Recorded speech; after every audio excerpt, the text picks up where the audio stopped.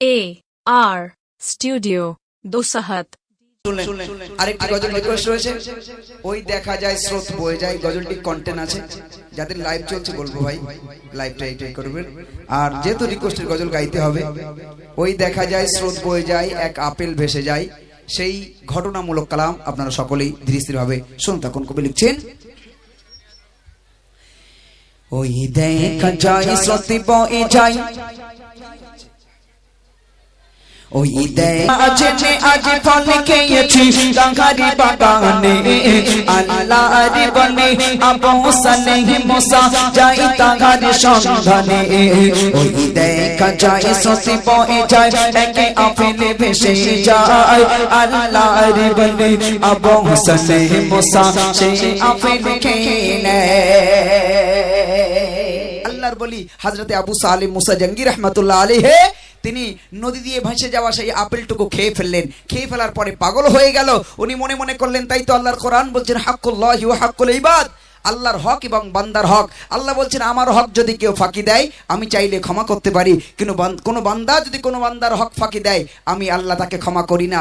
যতক্ষণ সেই বান্দার কাছে ক্ষমা না চাইবে আমি আল্লাহ ক্ষমা করি না। তারপর কি হলো, ওই আবু সালেহ মুসা জঙ্গি আপেলটা খেয়ে নদীর স্রোতের উল্টো দিকে চলতে শুরু করলেন। তারপর কি হলো, কবি লিখছেন, সারা দিন চলতে থাকে নদীর পথ ধরে, সারা দিন চলতে থাকে নদীর পথ ধরে, দেখে একটি গাছের ডালে ঝুলে রয়, সেই গাছের মালিক আছে কথা খোঁজে তাহারে, সেই চাইতে ক্ষমা গেল তখন সেই মালিকের দ্বারে, সেই চাইতে ক্ষমা গেল তখন সেই মালিকের দ্বারে, বলে না জেনে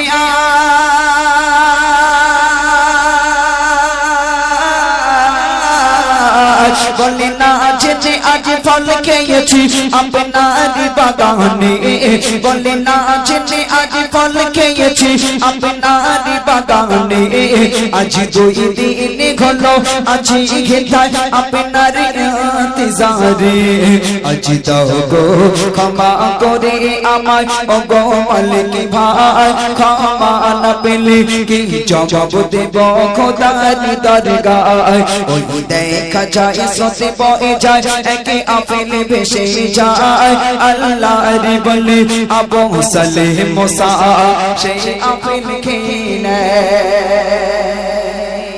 উনি হাঁটতে হাঁটতে হাঁটতে হাঁটতে 5 করোড় দূরে গিয়ে দেখছেন নদীর উপরে একটা আপেল গাছের ডাল ঝুলে রয়েছে। যেমন আপেল তিনি খেয়েছিলেন নদী গিয়ে ভেসে যাওয়া আপেল, সেই একই রকম আপেল ঝুলছে।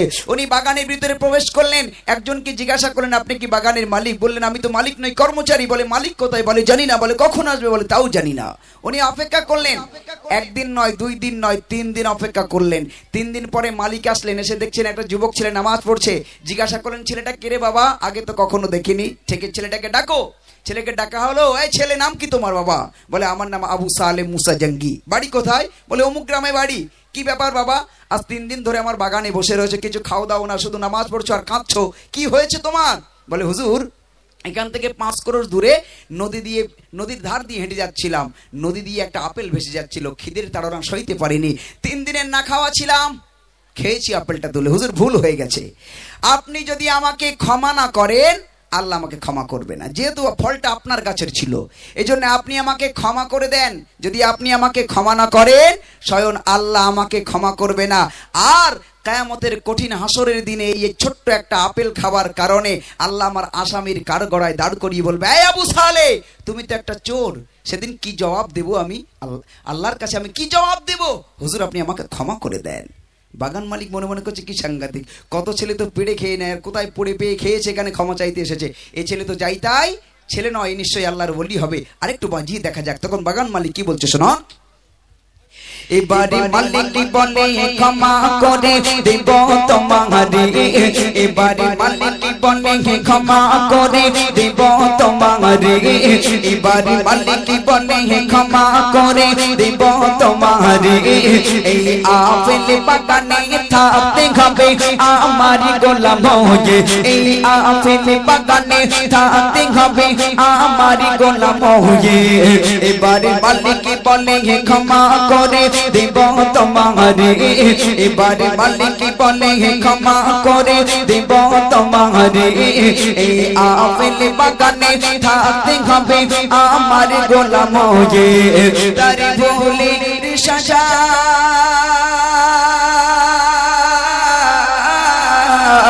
তার ভুলের সাজা মনে করে রাজি হয়ে যায় আপেল বাগানের গোলাম হয়ে জীবন কাটায় আপেল বাগানের গোলাম হয়ে জীবন কাটায় ওই দেখা যায় সসি বয়ে যায় একে আপেলে ভেসে যায় আল্লাহর বলি আবু সালেহ মুসা সেই আপেল খেয়ে নেয় ক্ষমা আমি তোমার করে দেব কিন্তু আমার বাগানে তোমার গোলামি করতে হবে তুমি যদি আমার বাগানে গোলামি করো আমি তোমাকে ক্ষমা করে দেব উনি একটুখানি মাথাটা নিচু করে চিন্তা করলেন আজকের দিনের এই কর্মচারী করা এই জীবনটা কত কষ্টের আর কিয়ামতের দিন কঠিন হাসরের ময়দানে কোটি কোটি মানুষের সামনে আল্লাহ চিহ্নিত করে বলবে তুমি তো একটা চোর কি লজ্জায় পড়ে যাব বরং ওর থেকে ভালো আমি কর্মচারী করব ঠিক আছে হুজুর আমি আপনার শর্তে রাজি আছি আমি গোলামি করব ঠিক আছে গোলামি করতে শুরু করলেন 1 বছর পেরিয়ে গেল 2 বছর পেরিয়ে গেল 3 বছর পেরিয়ে গেল মালিক ক্ষমা করার নাম করছে না 3 বছর পরে আবার মালিকের কাছে গিয়েছে হুজুর আমি আবু সালে আবার এসেছি হুজুর এবার আপনি আমাকে ক্ষমা করে দেন 3 বছর বাড়ি যাই না মাকে দেখি না মাকে দেখতে বড় ইচ্ছা করছে হুজুর এবার আপনি আমাকে ক্ষমা করে দেন মালিক বলছে শোনো বাবা তুমি আমার গাছের ফল খেয়েছো আমাকে না বলে অত সহজে ক্ষমা করা যাবে না তবে ক্ষমা করে দেব last condition the last condition last শর্ত শেষ শর্ত এই শর্ত যদি তুমি রাখতে পারো আমি তোমাকে ক্ষমা করে দেব কি শর্ত দিচ্ছে বাগান মালিক কবি লিখছে শোনো তিনটি বছর পরে আবার গেল মালিকের দ্বারে তিনটি বছর পরে আবার গেল মালিকের দ্বারে বলে দাও গো ক্ষমা করে আমার যাব ঘরে ফিরে তিনটি বছর পরে আবার গেল মালিকের দ্বারে তিনটি বছর পরে আবার গেল মালিকের দ্বারে বলে দাও গো ক্ষমা করে আমার যাব ঘরে ফিরে এবারে মালিক বলে ক্ষমা করে দেব তোমারে এবারে মালিক বলে ক্ষমা করে দেব তোমারে আমার মেয়েকে তোমায় বাবা করতে হবে বিয়ে আমার মেয়েকে তোমায় বাবা করতে হবে বিয়ে আমি তোমার ক্ষমা করে দেব তবে লাস্ট শর্ত হলো বাবা আমার মেয়েকে তোমার বিয়ে করতে হবে যদি তুমি আমার মেয়েকে বিয়ে করো তাহলে আমি তোমার ক্ষমা করে দেব উনি মাথাটা নিচু করে একটু চিন্তা করলেন তাই তো আজ না হলো কাল তোমার বিয়ে করতে হবে যেহেতু যুবক যখন হয়েছি বিয়ে করা আমার জন্য সুন্নাত বিয়ে আজ না হলো কাল করতে হবে ঠিক আছে হুজুর আমি আপনার শর্তে রাজি আছি আপনার মেয়েকে আমি বিয়ে করব বলে এই ছেলে আমার মেয়েকে যে বিয়ে করবে তুমি একবার দেখবে না আমার মেয়েকে একবার দেখবে না আচ্ছা আমাদের ঘরের ছেলেরা মেয়ে মানে বিয়ে করার আগে মেয়ে দেখে না কচিরা দেখে তো বাবা হ্যাঁ আরে বাবার দেখে মানে অনেকে সেঞ্চুরি করে ফেলেছে এখনো বিয়ে করেনি ঠিক কি না মিষ্টি খায় আর বাড়ি আসে আর বলে ঠিক আছে ফোনে জানাবো আর এর ভিতরে কোনো মেয়ে যদি পছন্দ হয়ে যায় আসার সময় হোয়াটসঅ্যাপ নাম্বার নিয়ে আসে মানে ওর সঙ্গে কি করবে ওর সঙ্গে কট লাইন করবে কিন্তু বিয়ে করবে না মানে বাড়ি ঘর সেইও ভালো না বুঝতে পারেননি জি হযরতে আবু সালেম শর্তে রাজি আছি আপনার মেয়েকে আমি বিয়ে করব কিন্তু বললেন আমার মেয়ে কেমন তুমি না দেখলেও আমার বলতে হবে আমার মেয়ে কেমন কেমন মালিক কি বলছে শুনুন এবারে মালিক কি বলে ক্ষমা করে দেব তোমারে এবারে মালিক বলে ক্ষমা করে দেব তোমারে, এবারে মালিক বলে ক্ষমা করে দেব তোমারে, আমার মেয়েকে তোমায় বাবা করতে হবে বিয়ে, আমার কানা খোড়া বানালো কালো কদাকার, যদি তাকে বিয়ে করো তুমি দেব ক্ষমা করে, যদি তাকে বিয়ে করো তুমি দেব ক্ষমা করে। ওই দেখা যায় সসে পয়ে যায় একে আপেল লিখলে আবু সালেহ মুসা সেই আপেল খেয়ে বলে আবু সালেহ মুসা জঙ্গি বাবা আমার মেয়েকে যে বিয়ে করবে, আমার মেয়ে দেখতে কানা খোড়া বোবা নুলো কুৎসিত কালো কদাকার, তাকেই তোমার বিয়ে করতে হবে। উনি বললেন আমি রাজি আছি আপনার মেয়েকে বিয়ে করতে। উনি জানেন যে মেয়ে কানা খোড়া বোবা নুলো কুৎসিত কালো কদাকার, যার দিকে কেউ তাকায় না, তাকে বিয়ে করতে হলো। আহারে, একটা আপেল খাওয়ার জন্য, একটা আপেল খাওয়ার জন্য কোথায় খেয়েছিল কেউ দেখেনি, কিন্তু যেচে এসেছে বলতে এসেই পাকড়া হয়ে গেছে, কানা খোড়া বোবা মেয়েকে বিয়ে করতে হচ্ছে। আচ্ছা, আমার যদি কেউ বলতো, আমার যদি কেউ আপনাদের এই এলাকা দিয়ে যাচ্ছি, তো এখন জ্যৈষ্ঠ মাসের টকটকে রৌদ্রে বিরাট একটা খিদে পেয়েছে আমার, আর টপাস করে একটা ন্যাংরাম এদিকে আছে, ন্যাংরাম হয় হিমসাগর আম, হয় হিমসাগর আমতলা দিয়ে যাচ্ছি, টপাস করে একটা আম পড়েছে, এখন আমি আমটা খেয়ে ফেলেছি। খাওয়ার পরে হুজুরি বলছি, হুজুর বাবুরি বলছি, বাবু আমি তো এরকম একটা ভুল করে ফেলেছি, আপনাদের এখানে আসছিলাম, বিরাট খিদে পেয়েছিল, একটা আম পড়ে খেয়ে ফেলেছি হুজুর, বাবু বড্ড ভুল হয়ে গেছে, আমি তো কোনদিন কারোর গাছের ফল না বলে খাইনি, তো আপনি আমাকে একটু ওই গাছ মালিকের বাড়িতে নিয়েছিল, আমি একটু ক্ষমা চাইবো। তো ভাই বল, দূর বাবু খেয়েছ তো কি হয়েছে, কত লোকে খাই, তুমি খেয়েছো তো কি হয়েছে, তো ক্ষমা টমা চাতে হবে না। তো আমি বললাম না ভাই তুমি ওরম বললি হবে না, আমি একটু ক্ষমা চাবো। তো ভাই আমার নিয়ে গেছে এক চাচাজির বাড়িতে নিয়ে গেছে, চাচাজি ঘুমাচ্ছিল, ভাই ডেকেছে, ভাই হুজুর বাবু একটু বাইরে আসেন দিন, আপনার সঙ্গে একজন দেখা করবে। তো আমি দেখা করলাম, সালাম দিলাম, বললাম বাবু আমি এরকম এসেছি, আমার নাম সাইফুদ্দিন, আমি গজল গাই, এখানে একবার অনুষ্ঠান করতে এসেছিলাম, তো এই গাছতলা দিয়ে যাচ্ছিলাম, একটা আম পড়ে পেয়েছি, খেয়েছি। হুজুর জীবনে কোনোদিন অন্যায় কাজ করিনি, কারোর কাছে ফল না বলে খাইনি, হুজুর আজ ভুল করে ফেলেছি, আপনি আমাকে ক্ষমা করে দেন।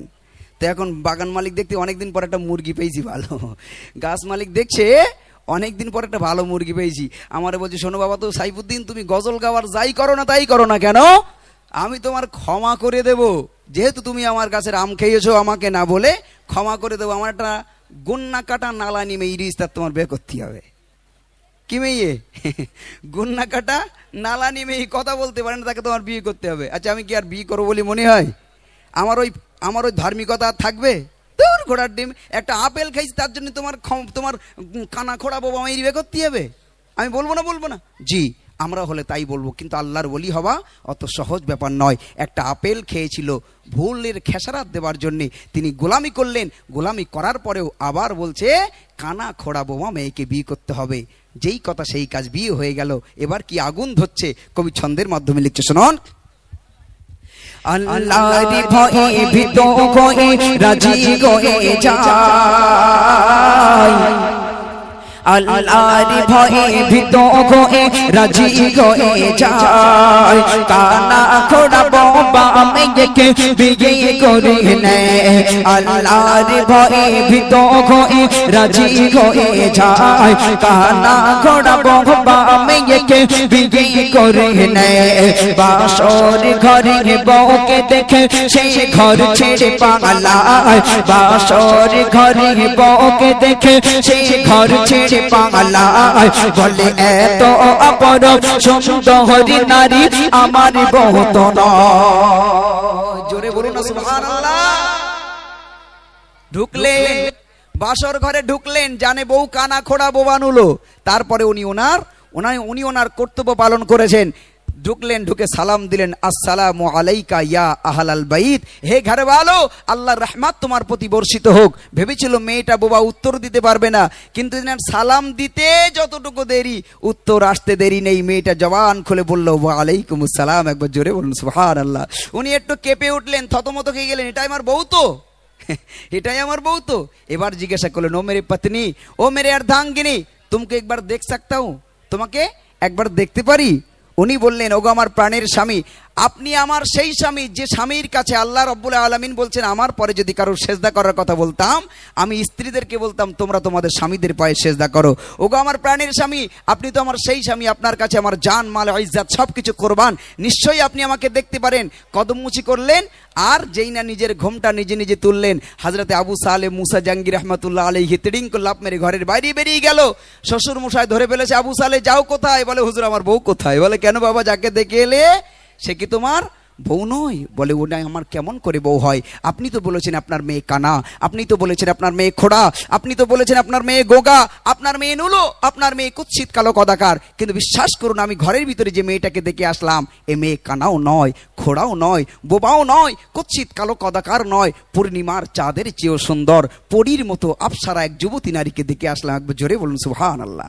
আবু সালেহ শ্বশুরমশাই বলল, বাবা চিন্তা করো না, ওটাই আমার মেয়ে, ওটাই তোমার বউ। তুমি একজন আল্লাহর ওলি মানুষ, তোমার চরিত্রে কখনো কোনো দাগ নাই, আর তোমার কপালে কখনো খারাপ বউ জোটে?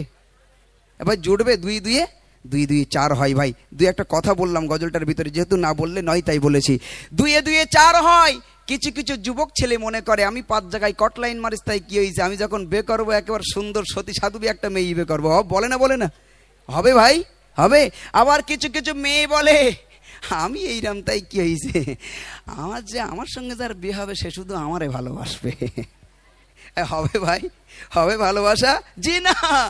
আপনি যদি 5 জায়গায়, কোন যুবক ছেলে যদি 5 জায়গায় কটলাইন মারে, বউ হবে 12 জায়গায় কটলাইন মারা।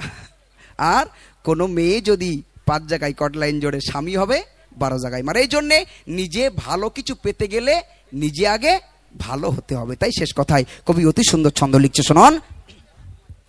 আল্লাহর ভয়ে ভীত হয়ে রাজি হয়ে যায়, কানা খোড়া বহবা মেয়েকে বিয়ে করে নেয়।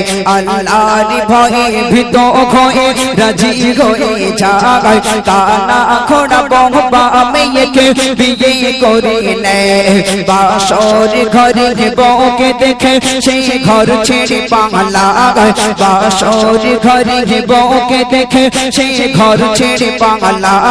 বলে এত অপরূপ সুন্দরী নারী আমার বউ তো নয়, বলে এত অপরূপ সুন্দরী নারী আমার বউ তো নয়। বলে সাইফুদ্দিন আমিনী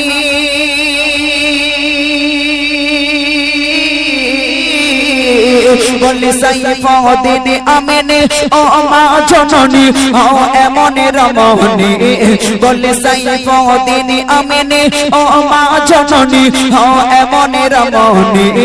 তবে তোমাদের গর্বে হবে আব্দুল কাদের জিলানী, তবে তোমাদের গর্বে হবে আব্দুল কাদের জিলানী। ওই দেখা যায় সসে বয়ে যায়, একে আপেলে ভেসে যায়। আল্লাহর বলি আবু সালেহ মুসা সেই আপেল খেয়ে নেয়। ওই দেখা যায় সসে বয়ে যায়, একে আপেলে ভেসে যায়। আল্লাহর বলি আবু সালেহ মুসা সেই আপেল খেয়ে নেয়। ক্ষমা করবেন, অনেকটা সময় নিয়ে ফেললাম। পরবর্তী শিল্পী